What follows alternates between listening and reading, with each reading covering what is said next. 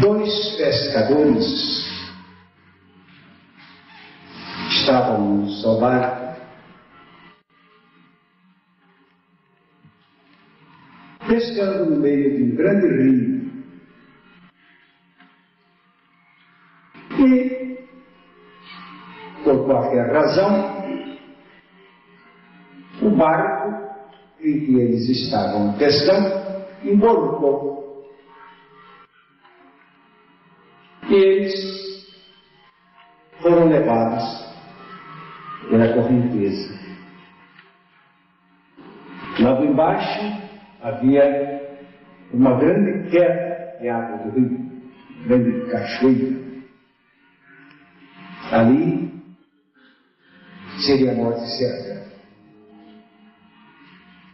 Mas, clamando por socorro, os moradores da beira-rio lançaram uma corda. E a corda, de fato, foi às mãos dos dois pescadores, dos dois náufragos. E eles agarraram esta corda. E os homens lá na beira começaram a puxar a corda. E eles perceberam que, afinal, estavam tomando um ponto seguro para se salvar. Mas um deles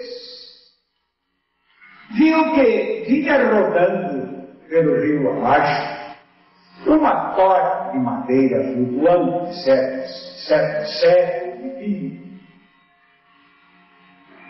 Ele resolveu abandonar a corda, nadou até aquela tora e assentou-se confortavelmente sobre a tora e continuou pelo rio abaixo até a cachoeira, onde foi o seu fim. Porém, o outro permaneceu agarrado naquela corda até chegar ao ponto seguinte.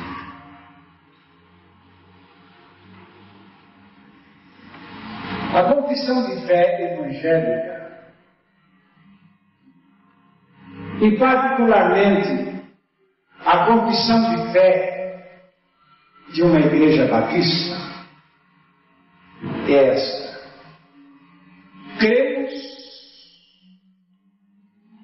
que os pecadores precisam ser regenerados ou nascer de novo para serem salvos.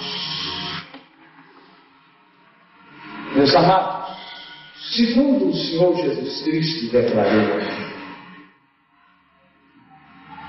fora do novo nascimento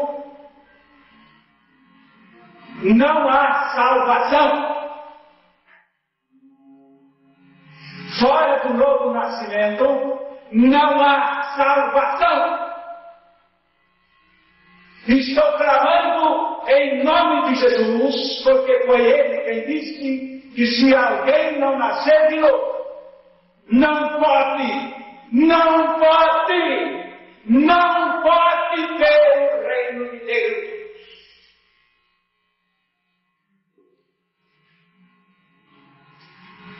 Os heréticos, os desobedientes, os rebeldes, os ignorantes, os neófitos querem insistir numa entrada para esse reino de Deus sem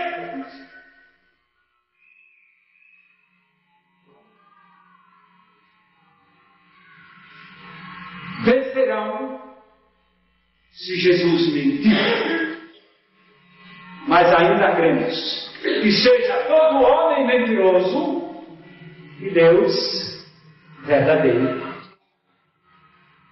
Estamos com Jesus. Vamos repetir a sua palavra. Se alguém não nascer de novo, não pode ver o reino de Deus.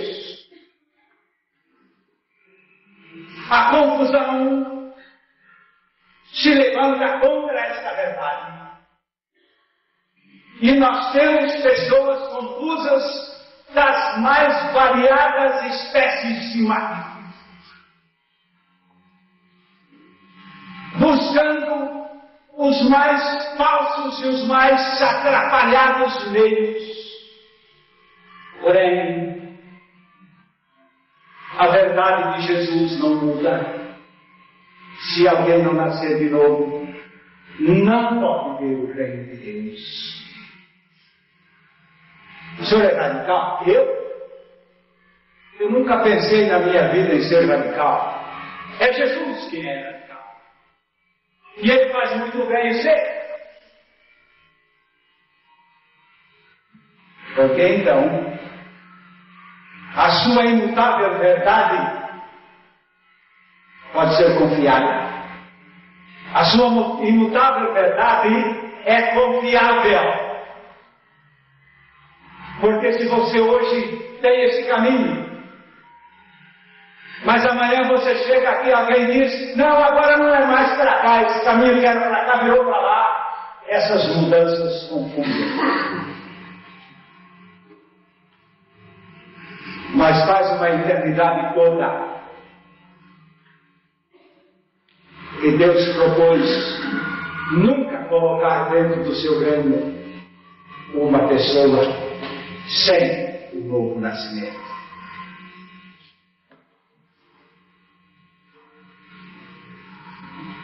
Se alguém entrou no reino de Deus antes de Jesus, foi pelo novo nascimento. E se alguém entrou no reino de Deus depois de Jesus, é pelo novo nascimento. Fora do novo nascimento não há salvação.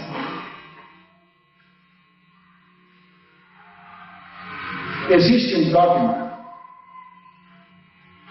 dentro de várias igrejas em que os proselitistas, os aliciadores, pregam que fora da sua igreja não há salvação. Esse slogan é muito pregado, por exemplo, fora da igreja católica não há salvação. Você vai encontrar isso fora da igreja cristã do Brasil, não há salvação. Você já deve ter ouvido muita gente declarar que fora da igreja batista não há salvação. Você vai ouvir que alguém afirma que fora da Assembleia não há salvação. Outros que fora de qualquer das suas igrejas. Mas isso tudo é mentira. Porque o que o Senhor Jesus declarou derrota tudo isso. Quando Ele mesmo declara que fora do seu novo nascimento não há salvação. Vamos repetir. Se alguém não nascer de novo, não pode ver o reino de Deus.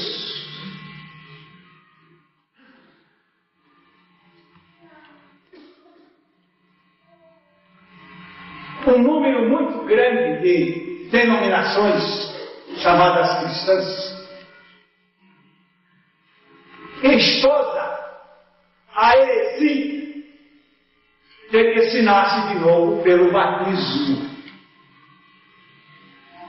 colocando, portanto, a salvação nesse batismo. Se ainda existe.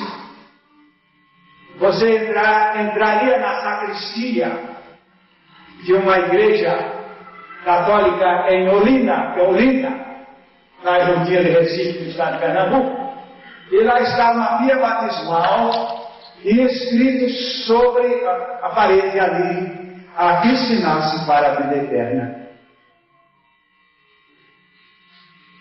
É na pia batismal. Você vai assistir às pregações nos atos de batismos da congregação cristã do Brasil. Eu estou usando esses termos porque estou falando a verdade, não estou desrespeitando, nem magoando a ninguém, estou citando a verdade. Ali os seus anciãos pregam que se você quiser nascer de novo, venha ao seu batismo, e ali naquele batismo você entrará ímpio para as águas e sairá santo lá do outro lado. Esta é a pregação.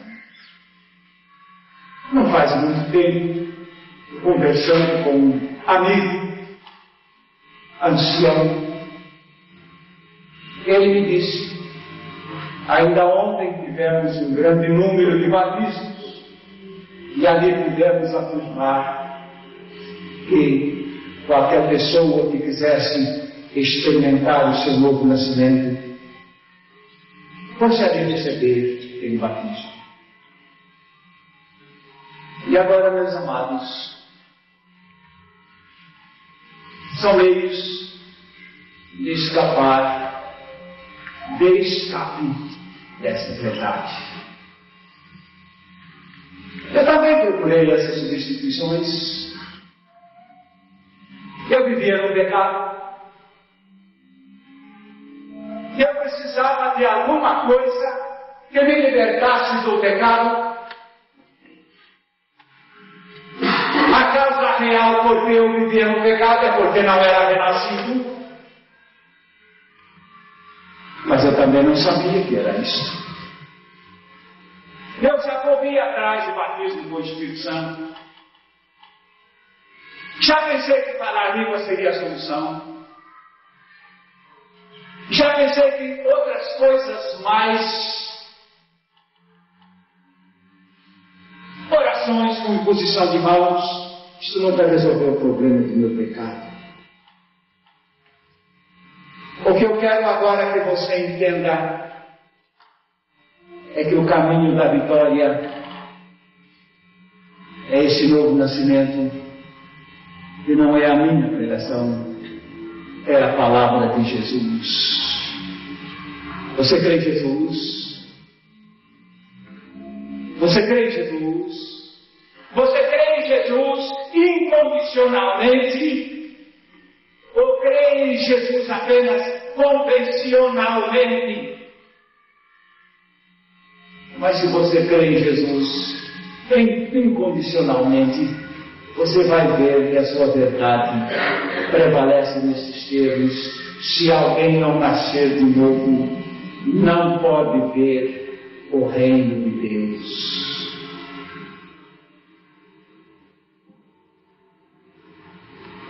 A palavra de Deus nos declara em 1 João, capítulo 5, versículo 19, que o mundo inteiro, este mundo inteiro, este planeta Terra, está controlado pelo maligno, está controlado por Satanás. O mundo inteiro. Sabemos que somos de Deus e que o mundo inteiro jaz no maligno. A palavra jaz é está.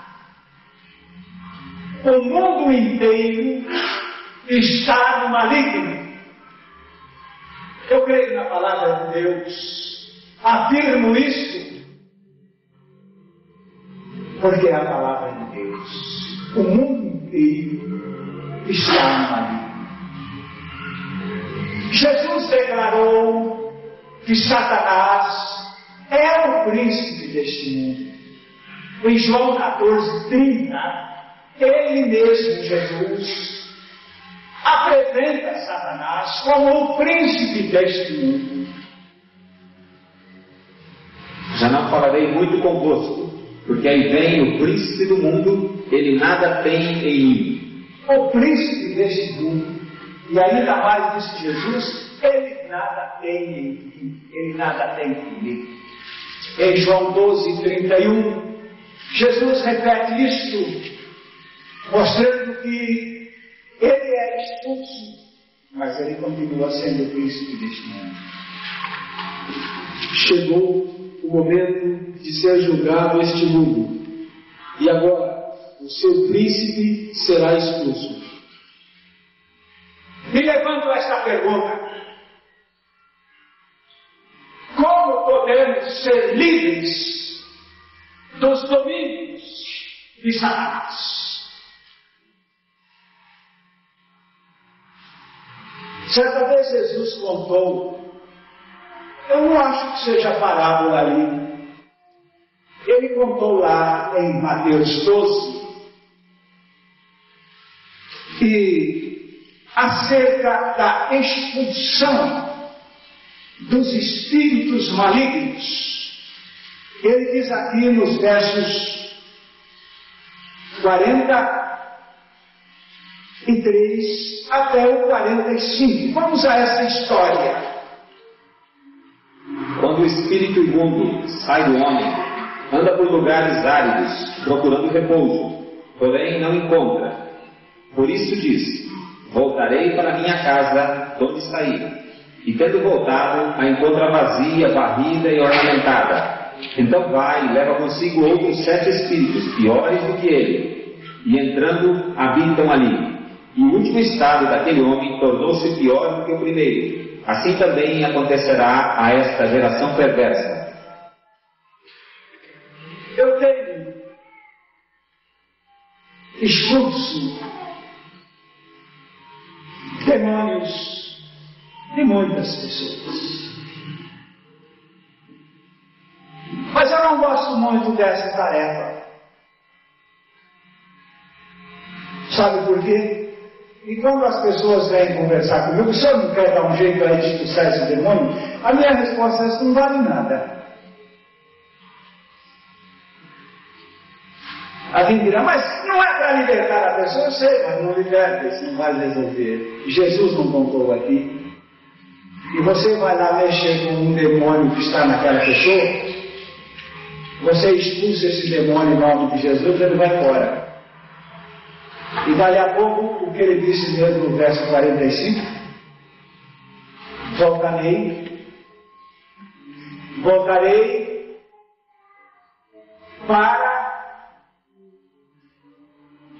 para onde? Diz aí, voltarei para a minha casa. Minha. Mas ele foi expulso? Sim, foi expulso, mas é minha. Ainda é minha.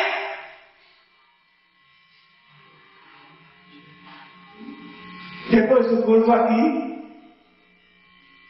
vocês vão para onde? Vão para as suas casas. Por quê? É porque é a nossa casa. E por que o demônio volta? Volta porque a casa ainda é dele. E sabe o que mais, meu irmão? Ele convida mais 7 colegas, sabe? E Jesus mostra aqui que a situação desta pessoa se torna pior. Então eu tenho dito para as pessoas: não adianta eu ir lá expulsar o demônio do seu marido, da sua mulher, do seu filho, da sua filha. Não, aqui não vem, expulsei demônio. Porque ele vai embora. Aquela casa continua sendo dele.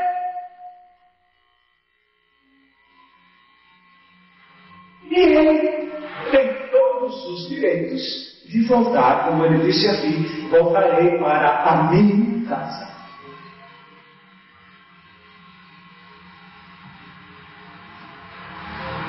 O Senhor está dizendo aí que o demônio está governando todo mundo, está governando todas as pessoas, e que todas as pessoas pertencem a ele.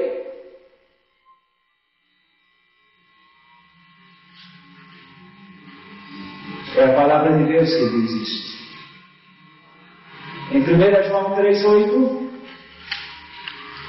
a palavra de Deus declara que toda a pessoa que vive na prática do pecado tem um e esse dono não é Deus, não é Jesus. Você vive no pecado? Aquele que pratica o pecado procede do diabo, porque o diabo vive pecando desde o princípio. Para isto se manifestou o Filho de Deus, para destruir as obras do diabo. E a palavra de Deus, então, na minha versão diz, aquele que comete o pecado é o diabo. Mas afinal o senhor não vai falar do novo nascimento? Não, primeiro nós vamos falar que é preciso nascer de novo para escapar das garras do diabo. Eu agora estou falando do diabo. Porque ele é o Senhor. Ele é o dono de qualquer pessoa que pratica o pecado. Mas há certos pecadinhos que eu acho que a Bíblia não diz isso aí. Essas atenuanças a Bíblia não admite. A Bíblia é peremptória. Quem comete pecado é do diabo.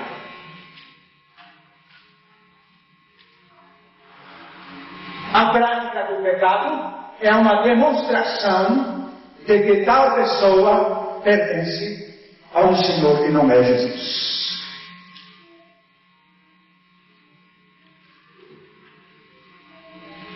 E agora, Ele governa a todos por meio do pecado.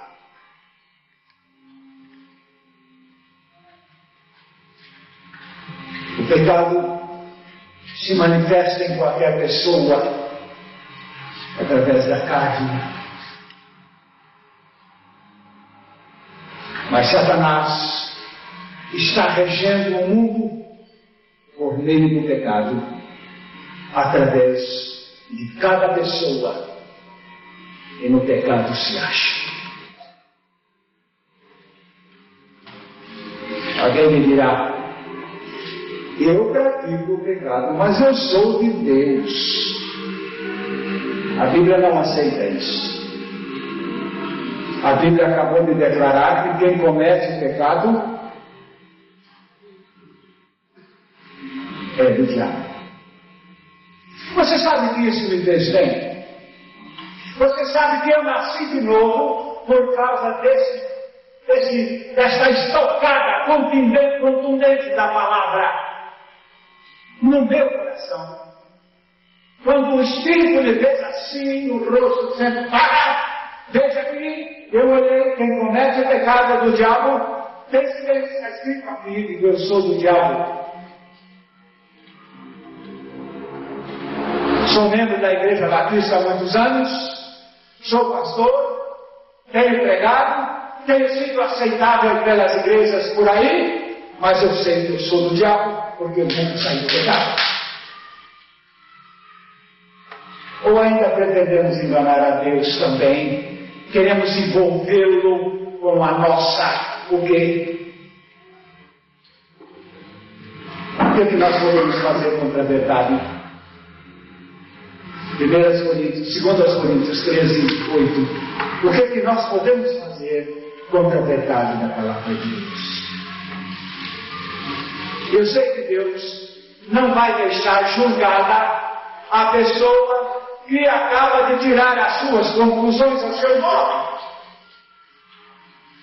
Você terá que passar por um juízo, cantamos agora ainda isso, não é? Ao tribunal que apresentarás, que tuas obras julgará, lá pois engano não haverá engano. Você pode se enganar, você pode arranjar pastores que lhe enganam, você pode arranjar seitas inteiras e denominações que lhe enganem, mas você precisa da verdade. Jesus não lhe engana, a palavra de Deus não lhe engana. 2 Coríntios 13, porque nada podemos contra a verdade, senão em favor da própria verdade. Por isso, então, eu me sinto à vontade porque estou aqui afirmando e reafirmando o que Jesus está dizendo. Vamos repetir? Se alguém não nascer de novo, não pode ver o reino de Deus. Eu sei que há gente que não gosta. É isso mesmo que João escreve na sua segunda carta, dizendo: felizes estes que amam a verdade. Que amam a verdade. Porque quem ama a verdade vai chegar a essa conclusão. Quem comete o pecado é do diabo. Eu estou vivendo no pecado a que Deus eu pertenço. Mas eu sou membro da igreja. A igreja de Deus. Mas vive no pecado. É membro da igreja. E pertence ao diabo. Eu não estou acabando de afirmar que eu era o pastor do púlpito da igreja, até de certa maneira respeitado, mas o meu patrão não era Jesus, porque ele me controlava pelo pecado. Eu espero que isto leve o seu coração a temer a palavra de Deus e a temer o juízo de Deus, porque a palavra de Deus nos declara que quando ela é pregada, a pessoa já entra em juízo. Já entra em juízo. Aqui nós temos isso no capítulo 12 de João, onde o Senhor Jesus declara, os versos 40, agora vamos ver o número de versículos, e 7 e 8. João 12, 47 e 48. Se alguém ouvir as minhas palavras e não as guardar, eu não o julgo, porque eu não vim para julgar o mundo, e sim para salvá-lo. Quem me rejeita e não recebe as minhas palavras, tem quem o julgue. A própria palavra que tenho proferido, essa o julgará no último dia. Está bem? Quem comete pecado é do diabo? Vamos levantar uma pergunta. Quem nos livrará dessa situação? Esses dias encontrei-me aí com um livrinho, eu já o havia lido, e o título desse livro é Quem nos livrará?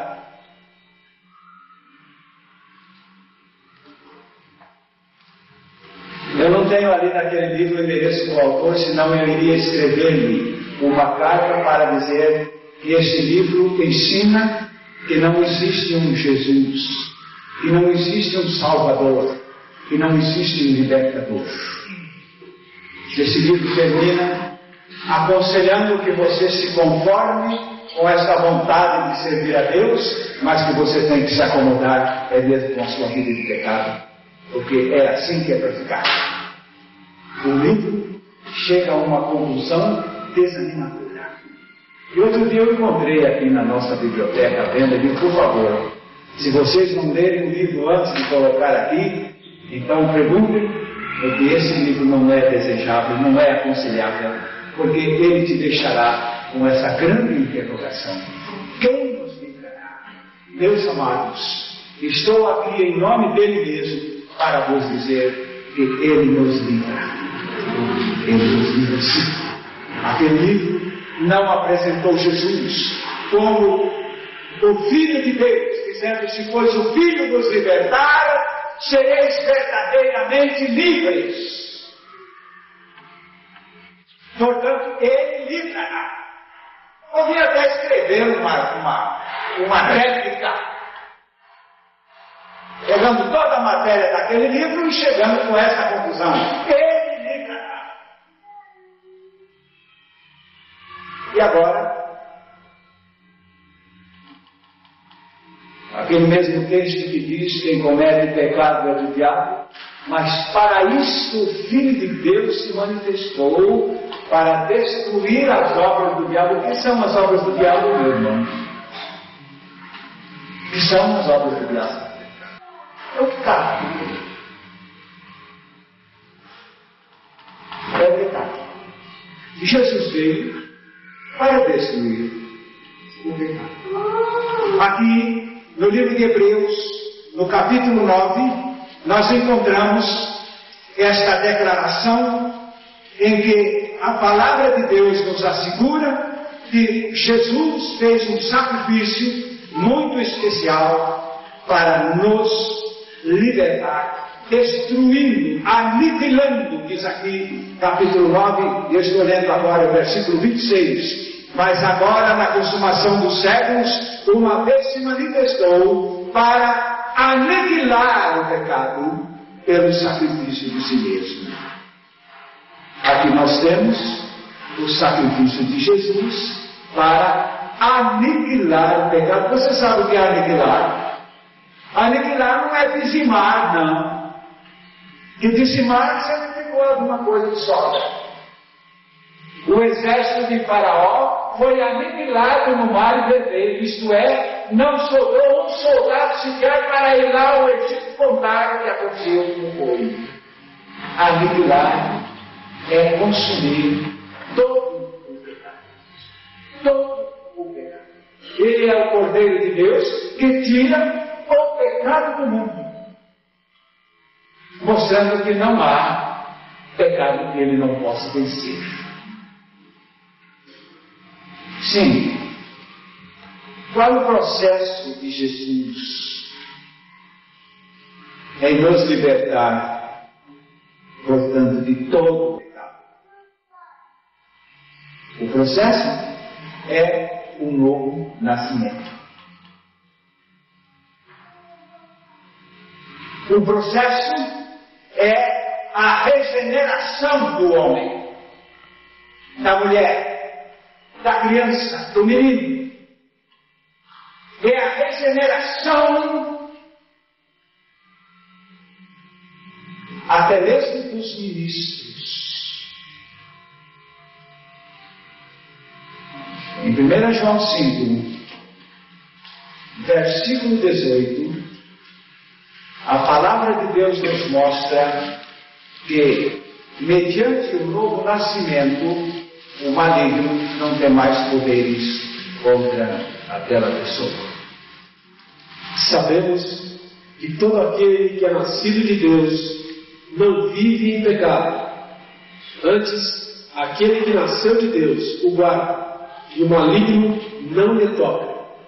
Por que você acha uma pessoa chegar a esta situação em que o maligno não só não o domina, mas também não tem liberdade de tocar-lhe? Encontrei-me certa vez com uma endemoniada que havia acabado de apanhar uma irmã que se dizia nascida de novo, mas que não tinha testemunho nenhum, não tinha nada. E a endemoniada agarrou lá e deu uma luta tremenda. Ela abandonou a blusa nas mãos da endemoniada e voltou correndo, chorando, desesperada. E ela tinha certa de que agora iria continuar apanhando esses crentes aí. Mas quando ela chegou bem pertinho de mim, levando a sua mão, as suas duas mãos, e disse: você me conhece e você sabe que você não pode me tocar.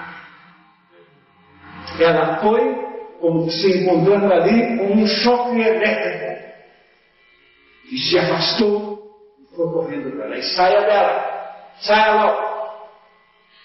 Ainda pensei comigo: se ela nascer de novo, ele não voltará mais. Mas não nasceu de novo. Não nasceu de novo. E mais tarde eu soube que o maligno voltou a fazer a sua obra naquela moça. Mas o maligno não toca no renascido. Não só não toca no caso de endemoniado, não toca também para enlamear com o pecado.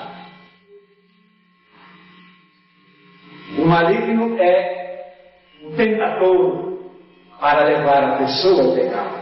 mas há uma nova criatura. Ela não é levada ao pecado, porque aquele que o fez nascer de novo o guarda. E diz o texto: o maligno não me toca. Judas, versículo 24, precisa ser bem pensado aquele texto, porque ele diz algo ali que a gente não percebe se passar nem depressa. Ora, aquele que é poderoso para vos guardar de tropeços. Faz favor de cortar aqui. Aquele que é poderoso para vos guardar, a minha versão diz de tropeçar, a sua de tropeço. Não é aquele que é poderoso para vos levantar quando cairmos. Ele não está dizendo isso. Ele não é o poderoso que fica lá na frente esperando você cair para depois levantar-lhe. O texto está dizendo que ele é poderoso para te guardar de cair no tropeço, de cair no pecado, de cair. Você entende? Quando ele regenera, ele continua guardando você do pecado. Jesus pode fazer isso? Estou falando aqui, Jesus pode fazer isso. Eu não estou pregando impecabilidade. Impecabilidade é que você se torna capaz de não pecar. Isso é heresia. Eu posso ser um grande pecador hoje. Não sou, porque Ele é a minha vida. E então agora aqui, você vai seguir estes passos.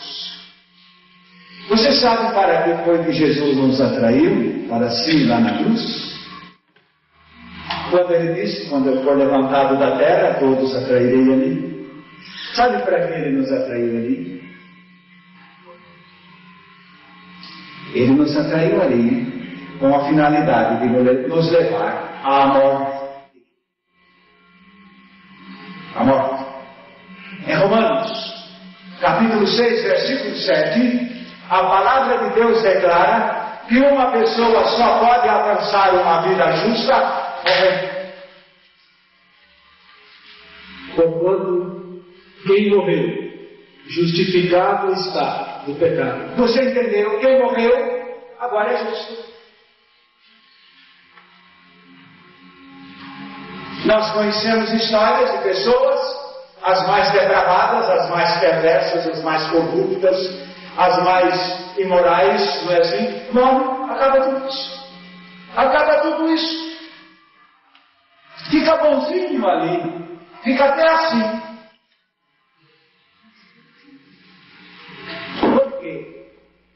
Porque morrendo a pessoa cessa. Só que ali o texto está falando que ali, morrendo em Cristo, a pessoa está justificada do pecado. Porque quando o ímpio morre, de fato ele cessa de pecar, mas vai para o inferno ter que pagar por tudo quanto fez. Mas quando morremos em Cristo, nós somos justificados e, portanto, libertados, inclusive, da responsabilidade pelos pecados que já foram perdoados. E em Romanos 6, versos 1 e 2, mostrando-nos que esta graça regeneradora, esta graça libertadora, leva-nos à morte para o pecado. E nessa morte para o pecado entramos em estado de vitória sobre o pecado. Que diremos, pois? Permaneceremos no pecado para que seja a graça mais abundante? De modo nenhum. Como viveremos ainda no pecado, nós os que para ele morremos? Essa pergunta não tem resposta. Como viveremos no pecado? Nós, os que para o pecado morremos. Eu sei que alguém tem outra vez aquela dificuldade. Mas, pastor, eu sou nascido de novo, mas eu continuo no pecado. Mas não é nascido de novo. Você não se iluda. Você arranjou uma fixação mental. Você não está crendo no seu novo nascimento. Você aprendeu a doutrina, mas você não está crendo. Você não está experimentando essa graça. Você sabe como é que se nasce de novo, mas você não tem a experiência. Porque a palavra diz que aquele que morreu está justificado do pecado. E como vai viver no pecado? Aquele que para o pecado morreu. E mortos com Cristo. Vamos tomar ainda os 6:11 bichos saíram, vizinho, né? Vamos confirmar essa pecado. Assim também vós, considerai-vos mortos para o pecado, mas vivos para Deus em Cristo Jesus. Eu até quero dar aqui um testemunho para ajudar muita gente. Eu tive também um começo falso. Engraçado, eu fiquei triste quando eu descobri esse pequeno caminho que eu tive, falso. Mas depois eu olhei para trás e disse, bem, eu vou dar graças a Deus por isso também, porque com isso eu poderia ajudar muita gente. Às vezes a gente tem que passar por um certo caminho para depois ajudar aqueles que estão passando pelo mesmo. Eu também tive esta fixação. Descobri a doutrina do novo nascimento na Bíblia, que o novo nascimento é morrer com Cristo e ressuscitar com Cristo e possuir a vida de Cristo. E eu já me precipitei à confusão, sabe? E já fui me acomodando, já fui me assegurando. Porém o pecado continuou. E disse, espera aí. Será que a Bíblia está errada ao declarar que morrendo para o pecado não vivemos mais nele? Não. Então não estou vendo esse erro na Bíblia. Eu acho que eu estou crendo errado. Então eu pedi a Deus, Senhor, traze-me uma experiência certa com a tua palavra. Olha, eu estou pensando que eu estou experimentando, mas não deu certo. Não deu certo. Como quem diz, tomei o remédio, mas não fez efeito. Eu estou continuando no pecado. Eu estou até já querendo dizer para todo mundo que eu nasci de novo de verdade, mas não estou vendo verdade nisso, porque o pecado ainda continua. Mas chegou um dia abençoado em que a palavra de Deus chegou ao meu coração. Considerai-vos mortos para o pecado, mas vivos para Deus em Cristo Jesus. É em Cristo Jesus. É em Cristo Jesus que eu tenho de colocar a minha fé. E crendo em Cristo, tenho que crer o que Ele fez. O que Ele fez foi morrer a minha morte, fazendo-me morrer nele. Que ressuscitando, fez-me ressuscitar nele.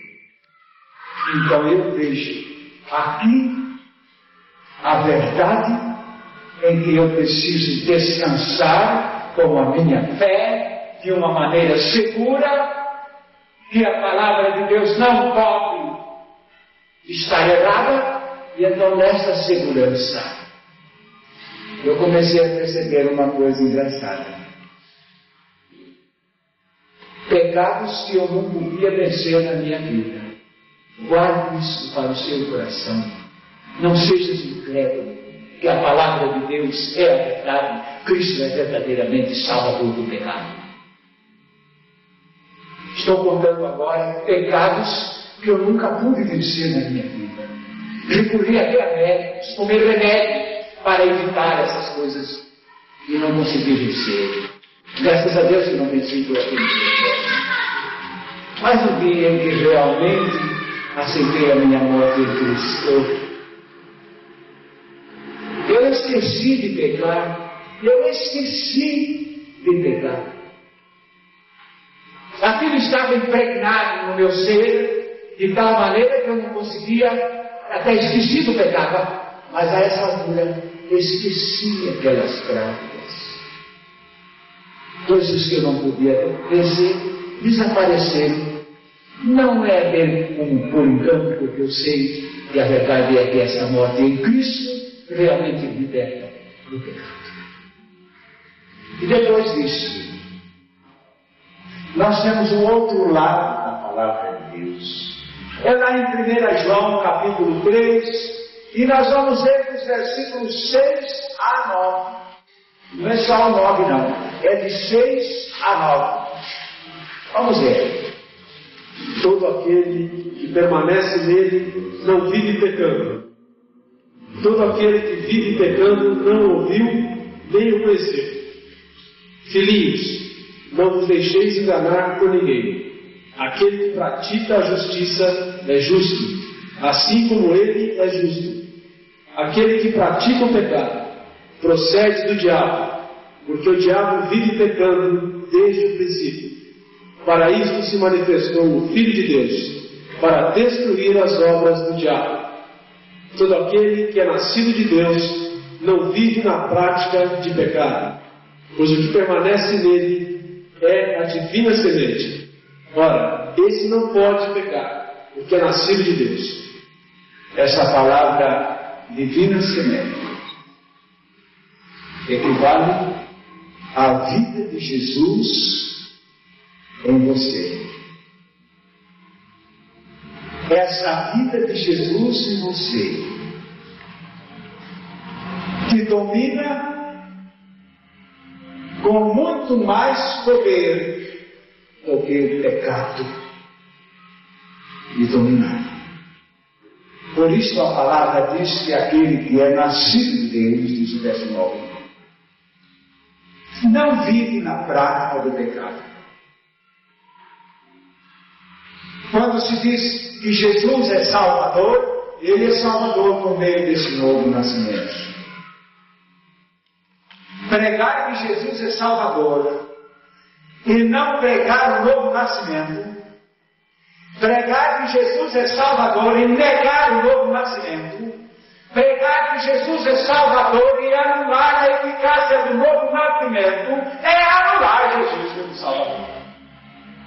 É pregar em vão. É isso que o diabo quer. Que os pregadores falem muito de Jesus como Salvador, mas não falem certo como Jesus salva. Porque Jesus salva pela regeneração. Jesus salva pelo novo nascimento. Agora, tudo o que queríamos dizer nessa mensagem é que é preciso nascer de novo, porque este processo de Jesus é o único que salva do pecado.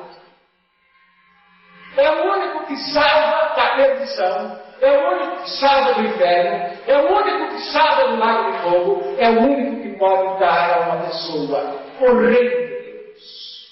É pelo nascimento. E agora aqui na palavra de Deus, nós temos essa afirmação nos versículos 14 e 15 de Gálatas 6. 14 e 15 de Gálatas 6. Vamos lá, para concluirmos nesta verdade preciosa da palavra, que o novo nascimento é sine qua non, a não ser que os indivíduos queiram mesmo se enganar e ir para o inferno. Então se façam religiosos, se façam fanáticos, se façam confusos, façam-se como quiserem, porque a essa altura é o novo nascimento, o único caminho certo de Jesus para salvar cada um. Mas longe de mim esteja gloriar-me, senão na cruz de nosso Senhor Jesus Cristo, pelo qual o mundo está crucificado para mim e eu para o mundo. Pois nem circuncisão é coisa alguma, nem incircuncisão, mas o ser nova criatura. Amém. Amém. É nesta glória, diz aqui a palavra de Deus, na cruz de Cristo. O meu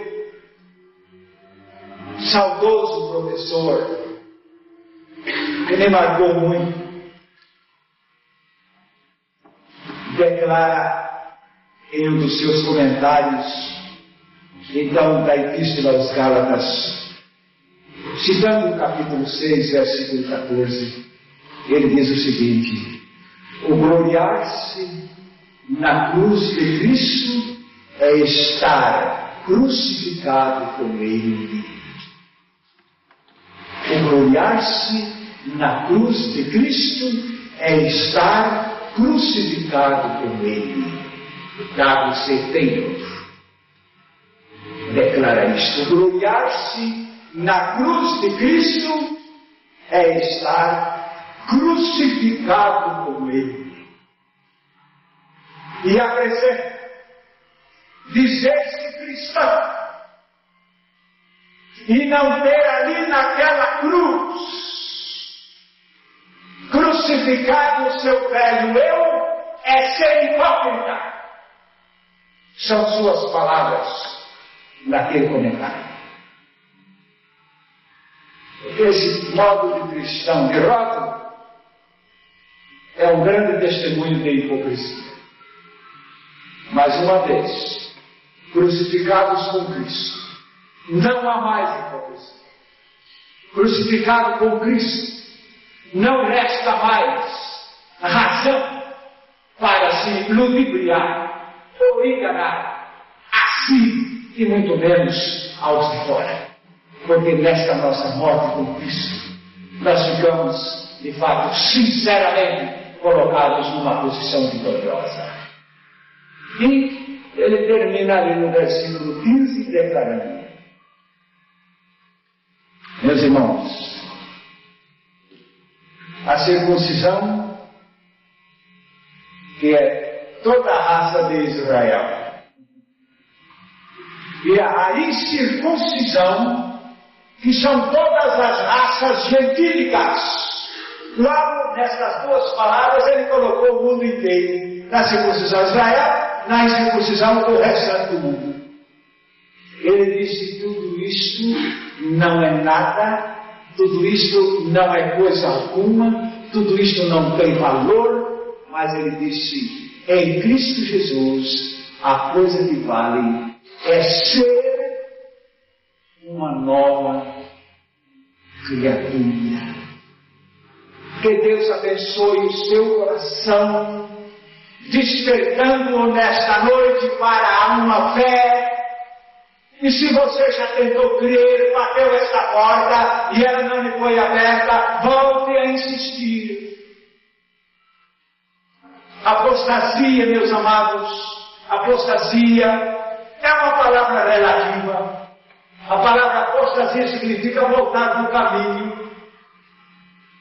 O apóstata nunca é aquela pessoa que chegou lá na experiência e depois diz: eu não consigo voltar. Não volta mais. Não haverá mais apostasia para quem chega ao patamar da experiência.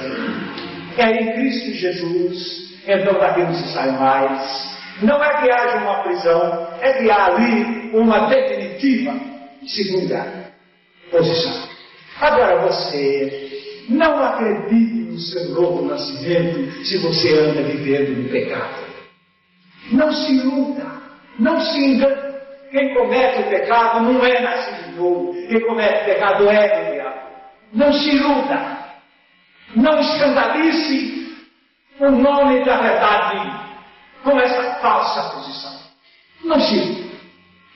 Mas saiba que existe uma experiência real do novo nascimento. E essa experiência real do novo nascimento nos leva a uma vitória consumada sobre o pecado.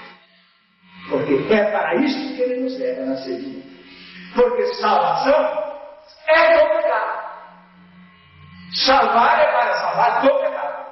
E se ele salva do pecado, o seu processo salvador é este novo nascimento.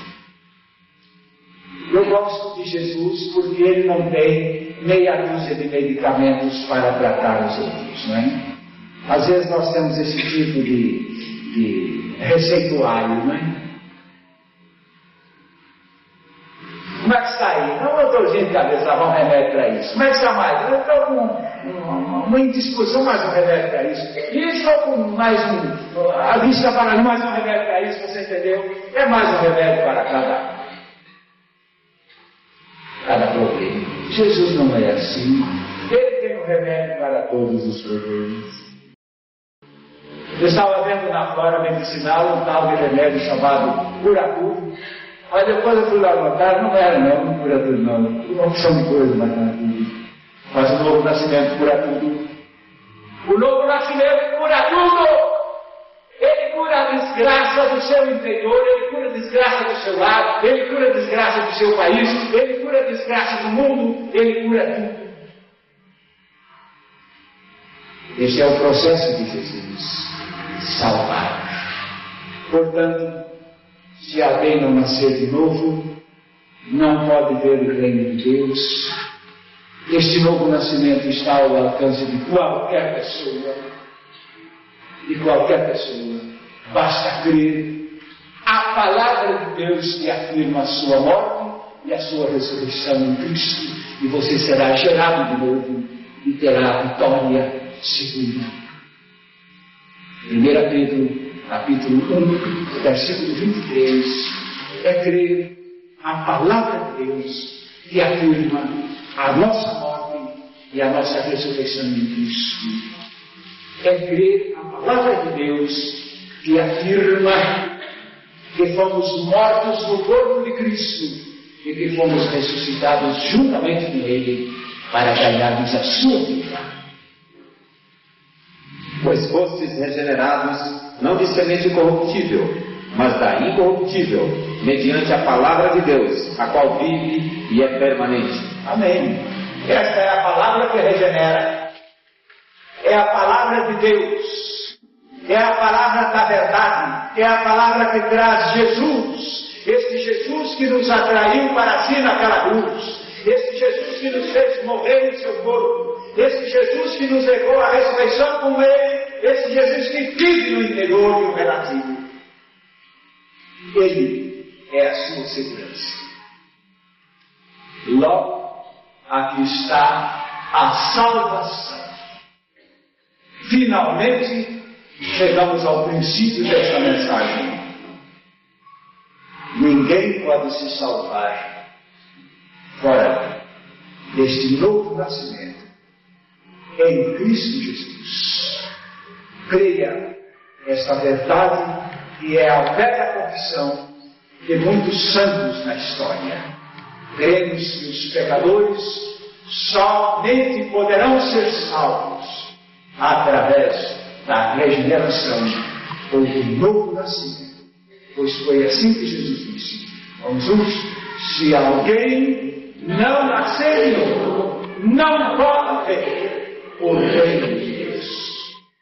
Se você não tem esta experiência, clame ao Senhor, dizendo, ora na sua oração, Senhor, dá-me esta experiência por misericórdia. Curve sua cabeça e venha orar comigo nesse momento. Vamos falar com Ele. Vamos falar com Ele. Senhor, tem misericórdia de mim e dá-me a certeza desta experiência de novo nascimento, porque sei que não posso apelar para outro meio, senão que na tua misericórdia, Senhor, me faças renascer.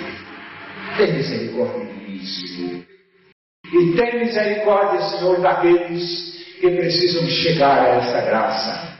Vem, Senhor, trazer ao mundo este avivamento real que vai levar a multidão de almas à vida abundante em Cristo Jesus. Pelo novo nascimento. Em nome de Jesus. Amém, Senhor.